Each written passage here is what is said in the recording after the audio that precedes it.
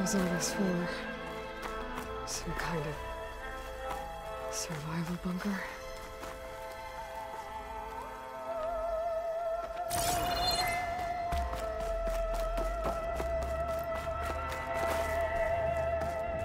What is this? Just a few favorites from my collection. Rescued and stored here just before I went off-world. Take a look, if you like. I'm curious to hear your impressions. My friend is dead. Beta and Gaia are gone, and you want me to look at old paintings? Don't be so quick to dismiss the comfort we can find in art, or the insight we might gain.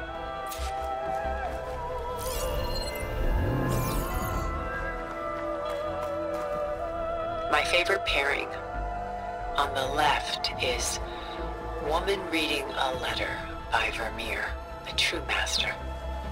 And on the right is a forgery, Woman Reading Music, which fooled experts into believing it was a priceless original.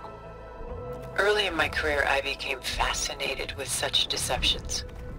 Eventually, I developed scanning software that could detect fakes with unparalleled accuracy. Is that how you made enough money to buy your way onto the Odyssey? Oh no. I made my real fortune later. Selene and Endymion. She's the goddess of the moon, whereas he's a simple shepherd. Beside her is the god of love, Cupid. So she's sneaking up on him? More like visiting him in secret. The torch that Cupid bears represents Selene's undying infatuation with him. Though the two must remain apart, her love will forever burn. And why can't Selene and Endymion be together? Selene took a vow of chastity, promising to never take a lover. So when she fell in love with Endymion, she could only visit him at night while he slept. But then wouldn't she be breaking that vow? Think of it as a forbidden love. Though circumstance keeps them apart, still they find a way to come together, however briefly. Aren't Selene and Endymion cold? Perhaps we should move on to another piece.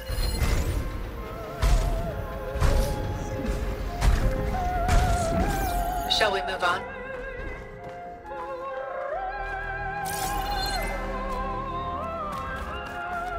Why do you keep the forgery? I've always enjoyed studying the two side by side. Both painters capture light, color, and perspective. But what makes one a masterpiece and the other simply an imitation? The forgery looks sharper. Good eye. The details are crisp, the contrast bold. It tells us more, and yet we feel less. What's in the letter?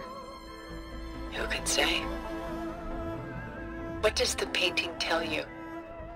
She's concerned. Whatever's written in the letter troubles her. A burden she can't put down. Fascinating.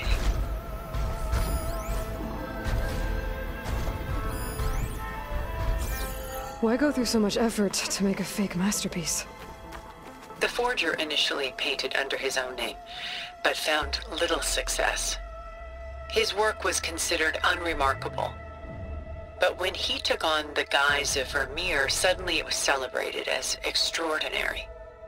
But it was a lie. And he knew it.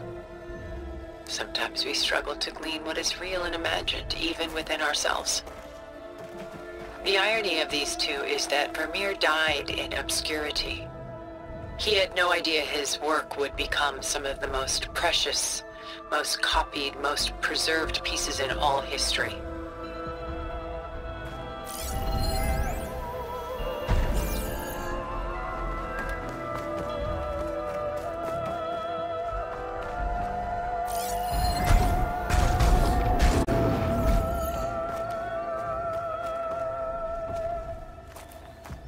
The This is Rembrandt painting Jeremiah, a man in mourning. Mourning what? His home. The ancient city of Jerusalem. He foresaw its impending doom, but could do nothing to prevent it. So instead, he saved its treasures from destruction, just as I saved these works. You could say we're kindred spirits. About Jeremiah. If he knew his home would be destroyed, why didn't he save the people? Why save those relics? He tried, but no one would listen to his warning, so he saved what he could. But how did he know? He was a prophet. He saw an army invade and destroy the city in a vision. So it's more like he calculated which side would win a battle. What matters is that he was right in the end. If not for him, all those wonders would have been lost forever. At least this way, some part of his world survived. You know what I like the most about this piece? Even though he's the sole survivor, his home in ruins, left with only the remnants of his world. The light keeps the shadows at bay. There's still hope. Precisely. Take as long as you like.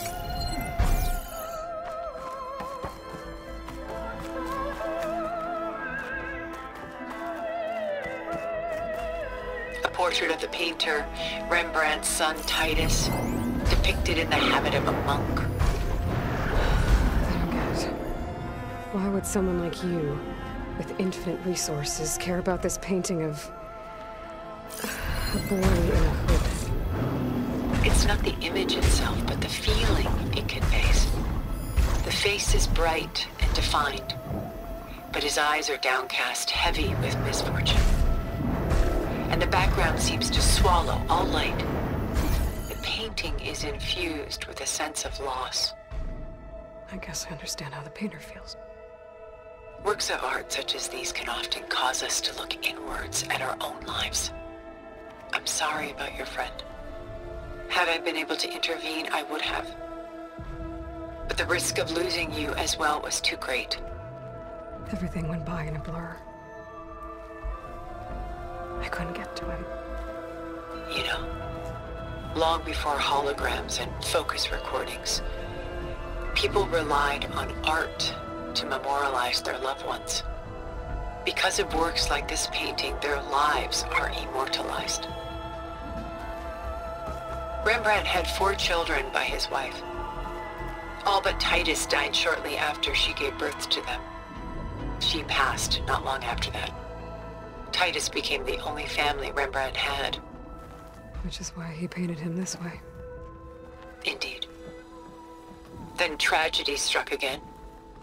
Disease claimed Titus at 26. It's almost as if Rembrandt painted the future, closing in on him. Rembrandt actually painted several portraits of Titus, but this one has always been my favorite. It's honest. What do you mean? In others, Titus was portrayed in brighter, livelier states, but here, Rembrandt allows himself to express his true feelings. Sorrow, fear, hope, love. Laid bare on canvas for all time. I see this one resonates deeply with you.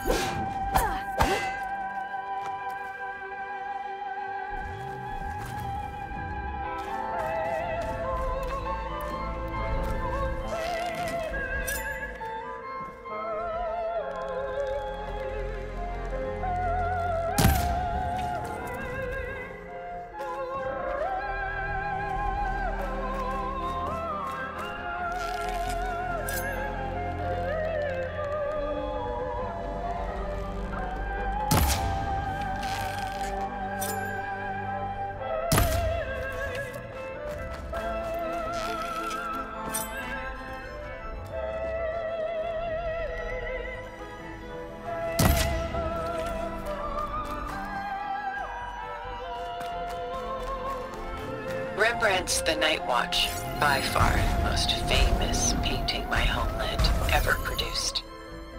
It was commissioned to honor a militia made up of influential citizens. I guess you must have been an influential citizen. In my day.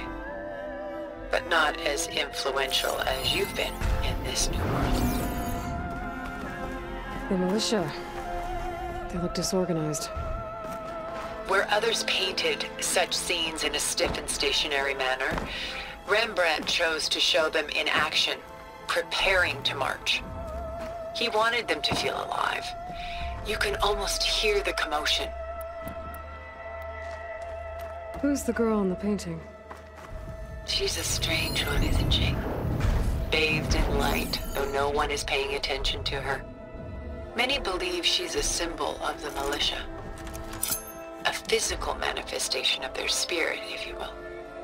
But she's not real? What's real in a painting?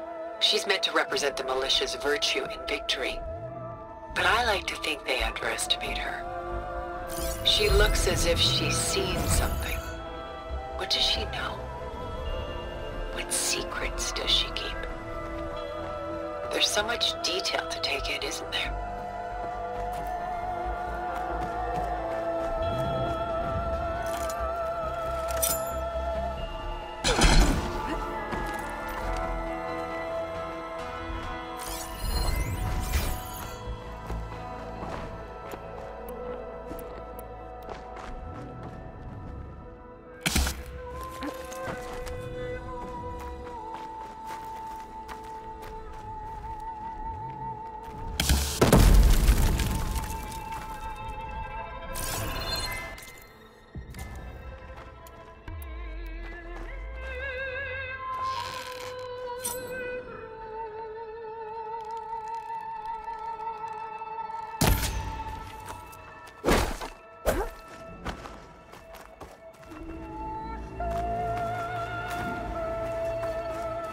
The Gust, by Willem van de Velde, the most famous of his many maritime paintings. A ship crossing into the unknown. I guess you're familiar with that. Indeed, which is why I appreciate this composition in particular. Though waves and wind threaten to destroy the ship, it perseveres, clinging to the light even as darkness closes in all around it.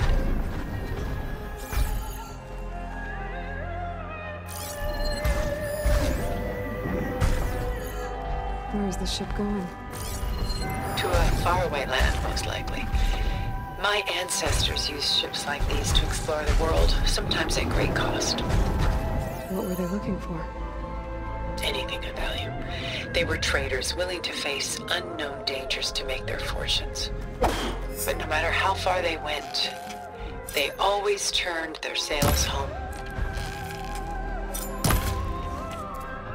So this Van de Velde only painted ships?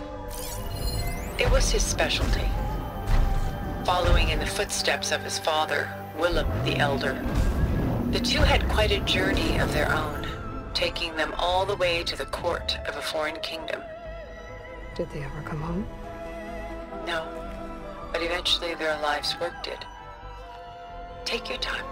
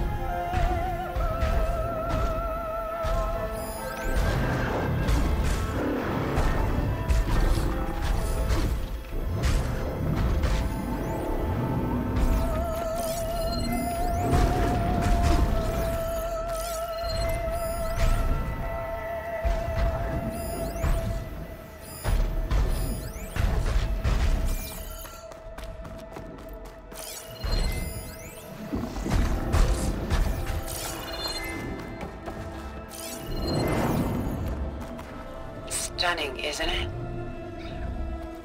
paintings weren't the only masterpieces of my people's golden age. This is von Vianen's Leaded Ewer, molded from a single sheet of silver. What was it for? How like Elizabeth you are. Function over form. Its practical purpose was less important than its meaning. Von Vianen created it in honor of his late brother, who himself was a famous silversmith. A memorial. Yes. Such beauty from sorrow.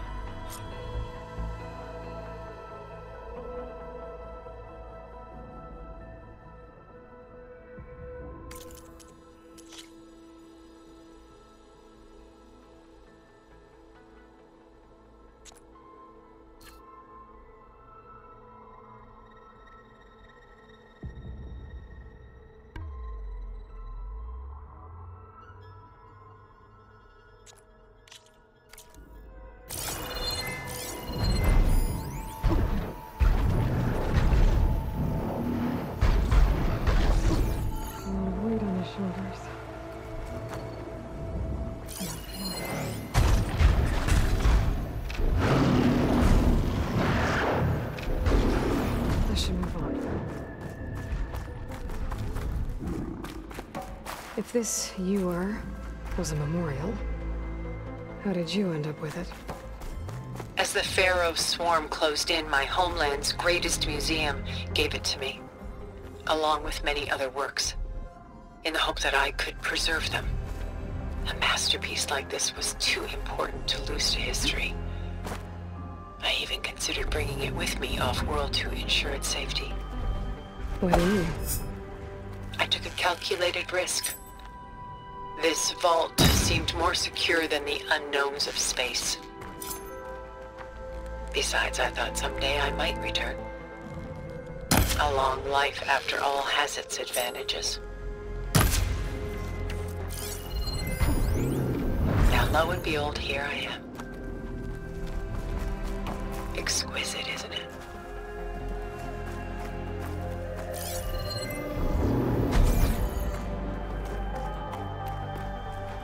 Coming out of her hair.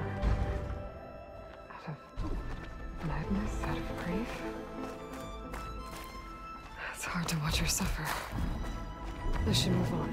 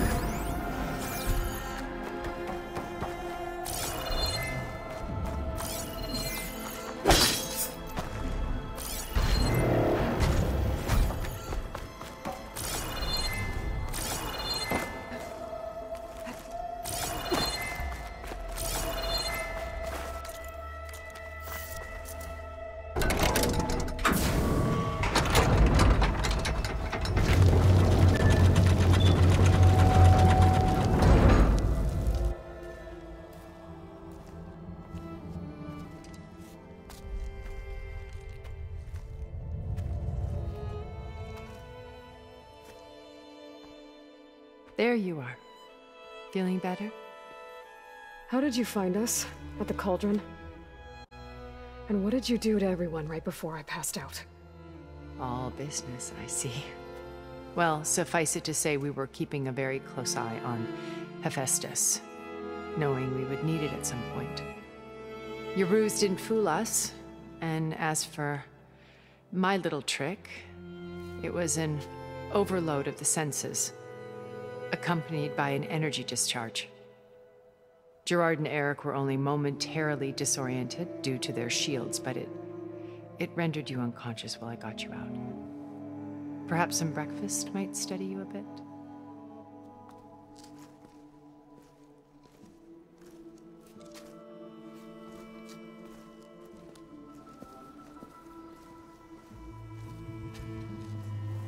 This was your house. The one you recreated for Beta. in the data channel you shared. How perceptive of you. Please, this way. After everything your people have done, you think I'm just gonna sit down and have a chat with you? They're not my people. They never were, and especially not now. You shot off into space with them, and lived with them for 1,000 years before coming back. So what made you suddenly turn on them? Quite simply, this. My old focus. You repaired it? But that means you've seen Incredible things. What you've accomplished in 2 decades of life.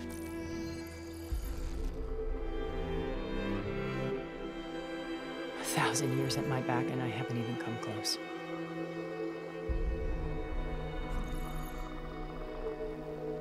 I'm sorry if I invaded your privacy, but I had to. In order to understand. To be enlightened. You truly are Elizabeth's blood. With her drive, her sense of mission, her integrity. Watching all this shamed me for the company that I've kept. Having seen it, all I want is to help you.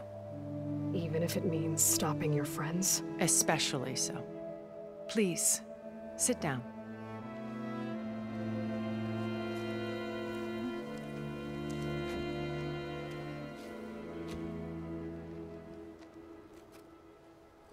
There. That's better. Now, we must recover Beta and Gaia at all costs. By now, you must know that Gerard intends to use Gaia to reboot the Earth's biosphere.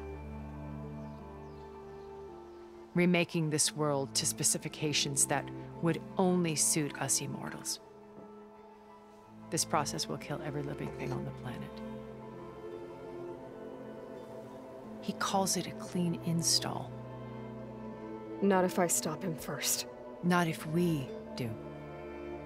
And once he and the others are gone, we can work together to fulfill Elizabeth's dream. I'm sure Beta told you that there's a build of the Apollo database on board our ship. A complete collection of human knowledge.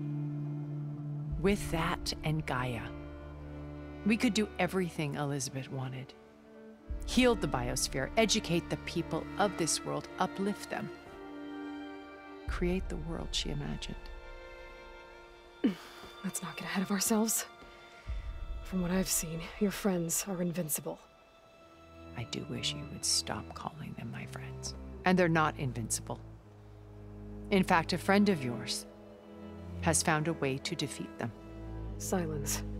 Oh, he's been a busy bee, building an army powerful enough to crash through Gerard's precious base. Regalla and her rebels. Even now, she's preparing a final march on the Tenakth capital. When she wins, she'll have the entire tribe under her control. Hundreds of warriors and machines to throw at the base. She's been duped. They'll all perish, of course.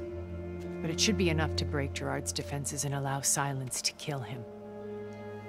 Along with all the others. Using the new weapon he's developed. Yes, he's found a way to circumvent our shields. Truly an exceptional man. He's planned for everything. Except you and me. You see, while his army is battering down Gerard's doors, you and I will sneak in through a back way. One that only I know about. While Silence and my friends are busy battling each other, we'll take back Beta and Gaia. Told you I want to help you. I mean it.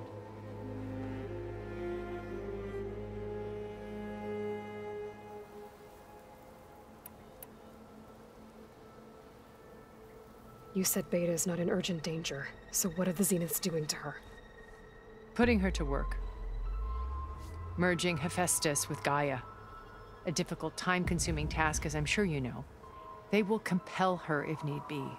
But her life is not in danger. She's the only one who can do it. Because you people made her to be nothing but a tool. Gerard's idea, not mine. They always viewed me with suspicion when I attempted any form of kindness towards her. That's why I created the Data Channel. A virtual place where we could speak in peace. So this channel you shared with Beta, none of the other Zeniths ever found out about it. Gerard believes he's the most cunning of all of us. Even after 1,000 years, he still can't imagine that I would outwit him. The channel allowed me to interact with Beta away from their mistrustful eyes. It offered us a chance to be ourselves. Until you cut off all contact. Yes, though it pained me. I was worried that our meetings would do her more harm than good. She felt like you tossed her aside. I was afraid the others would find out and punish her. She may not have had the comforts of friendship anymore, but at least I ensured she was safe. I know it seems harsh, but you must believe that her well-being has always been paramount to me. Why did you make the Data Channel look like this place? I built this house as a shelter to weather any storm. A safe place. Not just for me, but for the art stored below. Cultural artifacts of incalculable value. Truly some of the greatest achievements of human civilization. And you wanted Beta to see them? Yes. Her upbringing was so cold and technical. I thought if she could experience Vermeer and Rembrandt, it would bring something else into her life. A heritage every bit as valuable as the scientific and technical data being drummed into her. I'm sorry I had to cut off contact, but I'll never regret sharing this house with her. She needed its shelter even more than I did. Why did you make the Data... I built a safe place. Cultural art of truly some of the greatest... And you wanted Beta? Yes. I thought if she could bring something else, a heritage every bit as valuable as the scientific and tech data being... I'm sorry I had to cut off contact, but she needed its shelter even... My old focus. How did you find it, let alone repair it? When we encountered you at the Hades Proving Lab, Gerard saw you as a redundancy. I knew better. You were a revelation. After your dramatic escape, bravo, by the way. Gerard and Eric assumed you were dead and gave up the hunt. I wasn't so sure. When the others were busy, I returned to the lab and searched for any trace of you. That's when I found this little treasure. Not easy to repair, but certainly worth the effort. As I watched your life unfold, you were like a splash of color on a worn canvas. What Liz was, and more. Did you show it to the others? Of course not. It was your actions that inspired me to defy them. It's worth noting that if I hadn't found it and watched its contents, I wouldn't have known to save you at the cauldron. You'd be dead. So I should be grateful? If you like.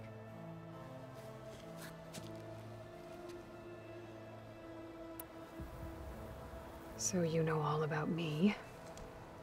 What about you? What would you like to know? Well, start with your life on Earth. When I was 8, terrorists flooded my home city. Thousands drowned, my parents included. I was one of the few who survived. My guardian sent me to boarding school. Among my peers, I was the strange girl, the orphan to be avoided. All because of circumstances beyond my control. Oh. So we're a lot alike, huh? Aren't we? You were an outcast. But you didn't let that stop you from getting what you needed. Neither did I. I climbed my way out of desolation and used my wits to build a fortune. First from the technical analysis of art and the detection of forgeries. Profitable expertise in those days. But as it turned out, the software I developed was even more useful for counterintelligence. From there, it was only a short step to gathering extremely valuable intelligence on my own.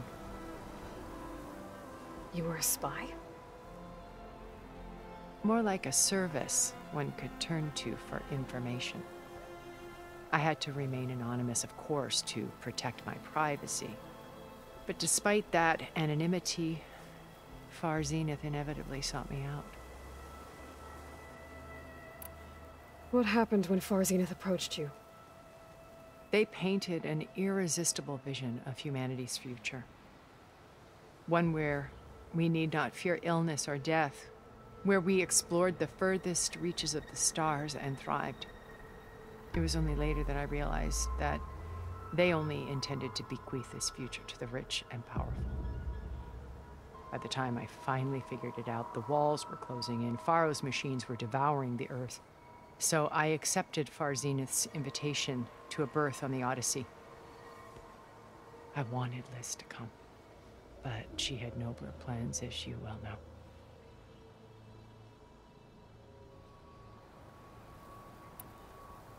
So you didn't know the other Zeniths were monsters until it was too late? I knew some of them were, certainly. It wasn't until we were off-planet that I understood the true scope of their greed. I was grateful to simply be alive, but the others became obsessed with a kind of effortless immortality. They built a colony where machines serviced their every need, where any memory or fantasy could be endlessly savored in virtual reality. It wasn't life. It was stultifying, a pampered dream state. As the decades passed, I withdrew more and more, alone yet again, but this time with eons to consider my mistakes. Now finally, having met you, I feel like I have a second chance. To do what? Help you, of course. To fulfill Liz's dream, which isn't so different from Far Zenith's original vision. A better future for humanity. So you didn't... I knew it was... I was grateful, but the others became obsessed with it. They built a colony or fant could be alone to fulfill a better... So you didn't know the... I knew it wasn't until we were off. I was grateful to simply be alive, but the others they built a or fantasy could be endlessly... It wasn't life. As the decades passed, alone yet again, but this time with eons to consider my mistakes. Now finally, having met you, I feel like I have a second chance. To do what? Help to fulfill a better So you... I was, but they built a colony or fantasy could be endless. It wasn't life. As the decades passed, I withdrew more and alone yet again. Now finally, having met you. To do what? Help you to fulfill a better... Beta told me your colony was destroyed. That you came back to Earth because you had nowhere else to go. It's true. After we reached our destination, a planet in the Sirius star system, we spent decades building a new home. The physical constraints of Earth, the boundaries of mortality, gone. To think of what we could have done with it. It might have been a utopia. Instead, we stagnated, absorbed in effortless comforts and virtual realities. It took a cataclysm to finally yank us out of our stupor. What happened? A massive geological event.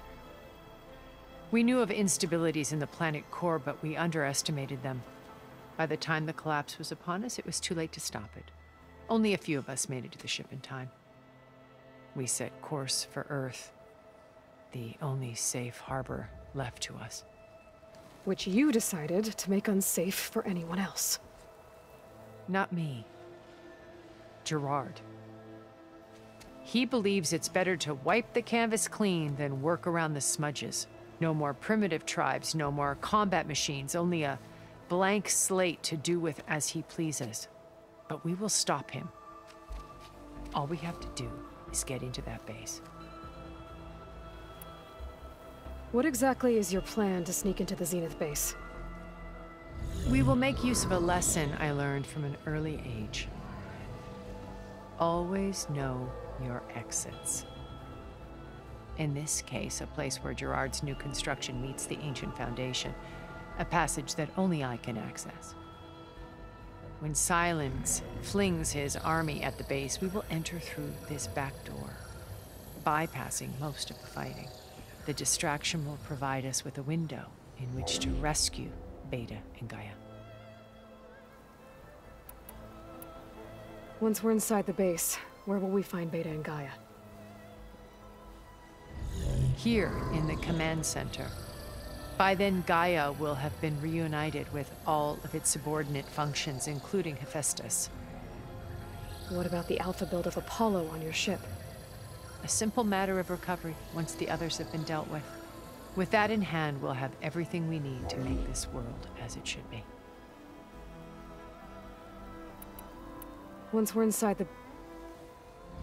Here in command center. By then, Gaia will have been reunited with all of it, including Hephaestus. What about the Alpha Apollo on your ship? A simple matter of recovery once the others have been dealt with. With that in hand, once we're... Here commands by then, including Hephaestus. What about the Alpha build of Apollo on your ship? A simple matter of recovery others have been dealt with. With that in hand, we'll have everything we need to make this work. How do you know about Silence's plan? He isn't the only one adept at spyware. You hacked his focus? No, he's too careful for that.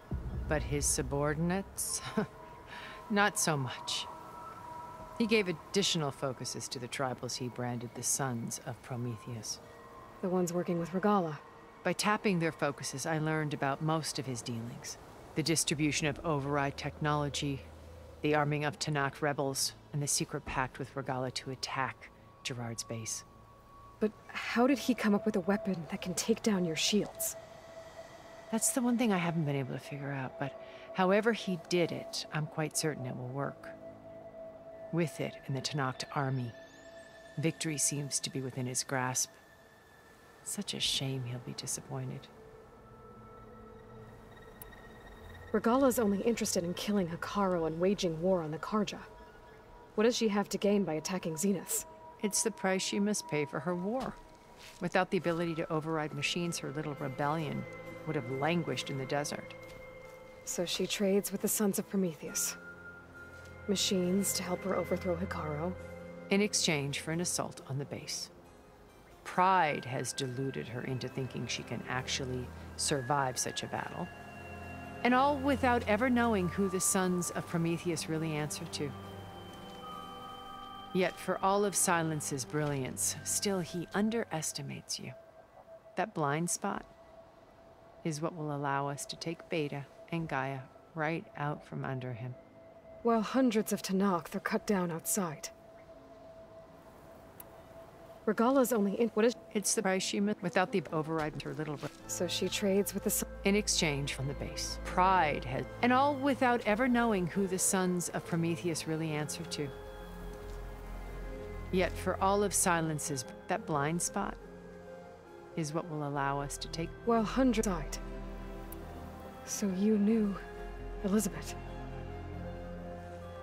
What was she like? Liz was everything she was. I see in you. And more. Your ingenuity, your determination, your moral compass. You've managed to distill her greatest qualities and make them your own. I'm not asking about me. Tell me about Elizabeth. What was she really like? The honest answer is that I don't actually know. For all the time that I spent with her, she always kept a part of herself locked away. It was like that from the moment we met. So when you met Elizabeth, she was what?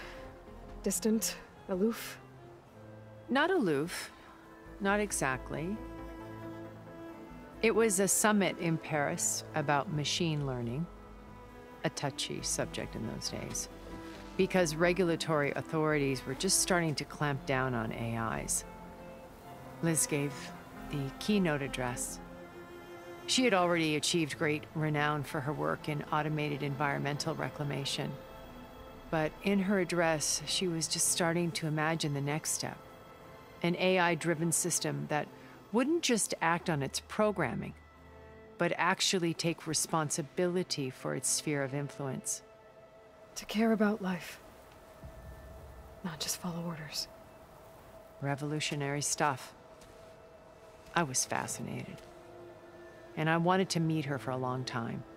I watched her after her talk. She had spoken with such moral authority, such empathy. But after that, she retreated. I could tell she felt uncomfortable with all of her admirers. It was as if giving the talk had cost her something.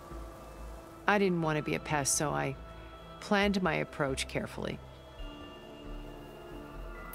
So how did you finally approach Elizabeth after her talk?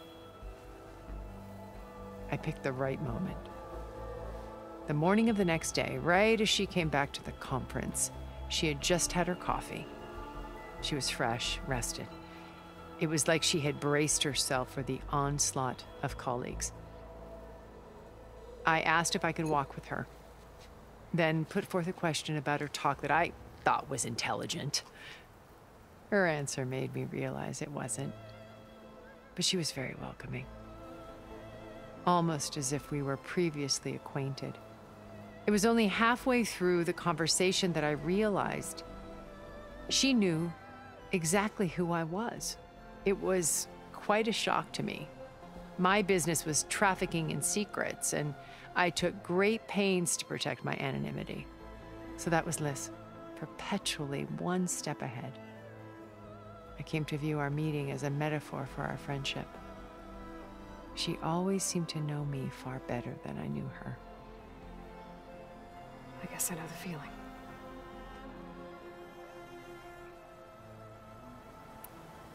So how did you finally approach? I picked the morning of the next. She had just her colleague. I then put was in her, but she was very previously acquainted. It was only halfway exactly who it was. My anonymity. So that was Liz. Perpetually, I came to view our meeting as a metaphor for our friendship. She always seemed to know me far better than I knew her. I guess I know the feeling. So I picked the right moment. The morning she had just her coffee, she colleagues. I asked if then was in her, but she was it was only exactly who I was. It was quite a shock to me. My business anonymity. So that was Liz. I came to view our meeting as a metaphor for our friendship. She always seemed to know me far better than I knew her. I guess I know. So you didn't... It was... but they built or could be... It was... As the alone... Now fine. To do... To a better...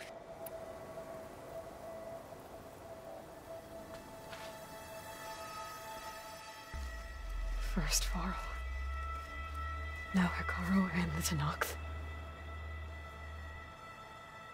Your plan would wipe out an entire tribe. There has to be another way. We are in an admittedly desperate situation, but I assure you there isn't. Remember Zero Dawn.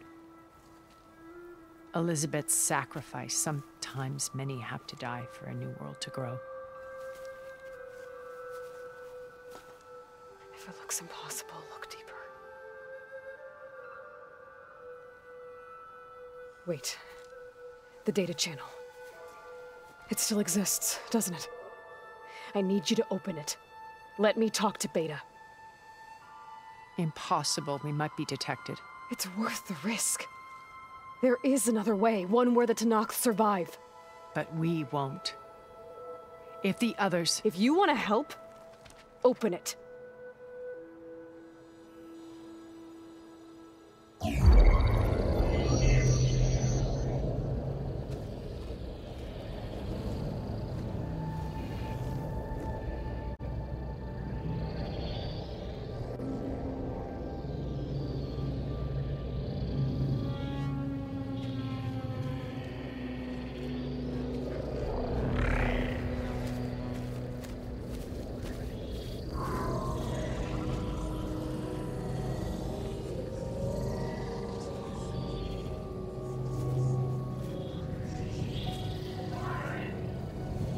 What are they doing to her? Virtual reality dissociation. The manual merge of Hephaestus will take hours upon hours of tedious micromanagement. If she resists the work, they run simulations to induce feelings of isolation and despair. Beta, can you hear me? You're alive. They're watching me. I can't hold it this extra projection for long. You should have killed me. No. No, look at me. I'm coming for you. I promise, okay? I just need you to hold out a little while longer and work on the merge.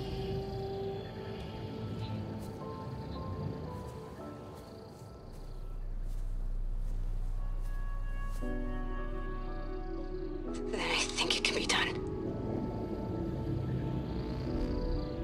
I'll contact again when it's time. Can you hold on? As long as I know you're coming for me, I can endure anything.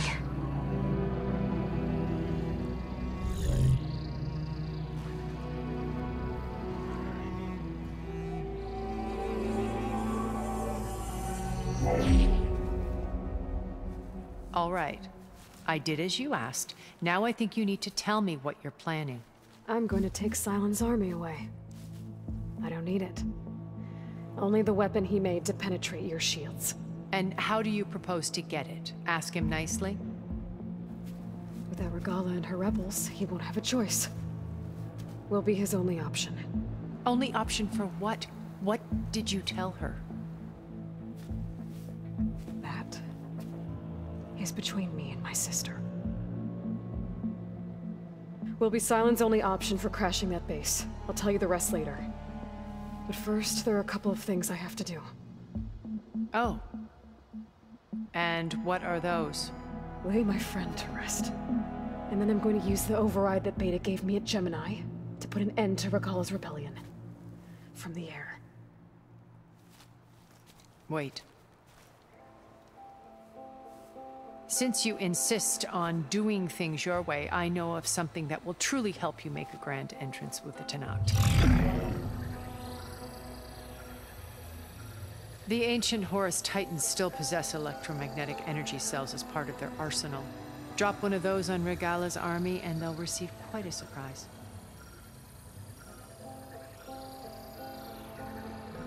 So go, do what you must. I'll come to your base if you manage to bring Sylens to the table. Not if. When.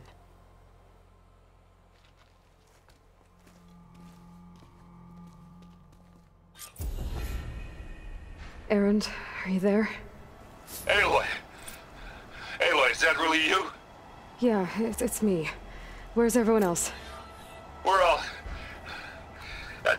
we're back at base. What happened? It might be easier to explain in person. I'll try to join you there when I can. Okay. We'll wait here for you. It's good to hear your voice, Aloy.